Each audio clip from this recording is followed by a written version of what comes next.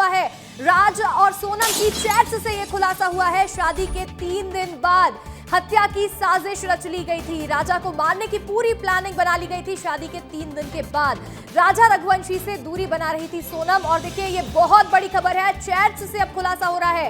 राज कुशवाहा और सोनम रघुवंशी की क्या चैटिंग हुई थी, उससे बहुत बड़ा खुलासा हो रहा है। राजा रघुवंशी से दूरी बना रही थी सोनम। चैट में लिखा है, पति का पास आना पसंद नहीं है। राजा को साजिश के तहत मेघालय लेकर गई थी। सोनम ने पति को मारने की साजिश रची है। और यहां पर मेघालय पुलिस ने पहले ही ये बहुत बड़ा दावा किया था कि सोनम की इस पूरे क्राइम सीन की मास्टरमाइंड है। और ऐसे में देखिए राजा मर्डर केस में पत्नी सोनम की गिरफ्तारी भी हो चुकी है। और एक और बड़ी खबर आपको बता दें, सोनम की कॉल डिटेल से भी बहुत बड़ा खुलासा हुआ है।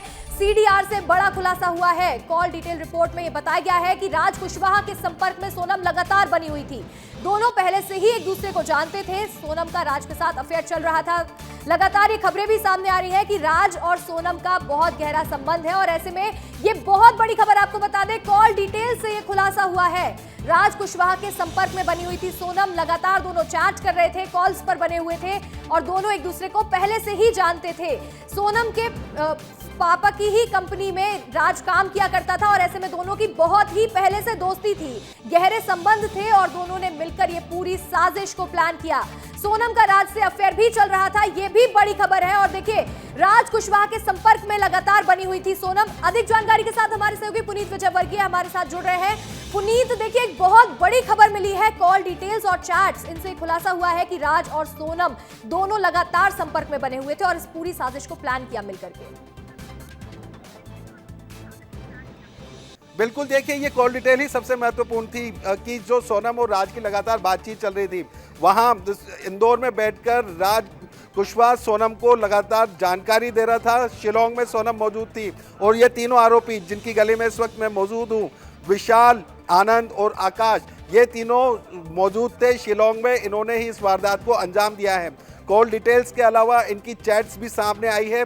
पुलिस को चैट्स भी मिली है जिसमें ये सब बातें कर रहे थे कि किस तरह से वारदात को अंजाम देना है।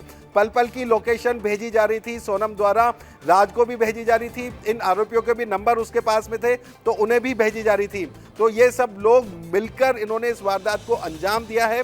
और ये बड़ी अपडेट विस्तार न्यूज़ के पास मिली है कि जो इनकी कॉल डिटेल्स है वो मिली है। पल पल में कॉल्स हो रहे थे, कई सारी बातें हो रही थी और हत्याकांड के बाद भी इनकी लगातार बातचीत होती रही है। लेकिन इन्हें ये बात का जरा भी इल्म नहीं था कि पुलिस तक ये सारी डिटेल्स पहुंचेंगी, टेक्निकल एविडेंस पहुंचेंगे और यही सबसे बड़े मददगार साबित हुए। इसमें एक और बड़ी बात यह है कि जो शिलोंग पुलिस है उन्होंने बड़ी खामोशी से काम किया। उन्होंने किसी को भनक तक नहीं लगने दी कि किस एंगल पे काम कर रहे हैं और उसकी मदद की इंदौर पुलिस ने। इंदौर क्राइम ब्रांच लगातार उनके संपर्क में थी।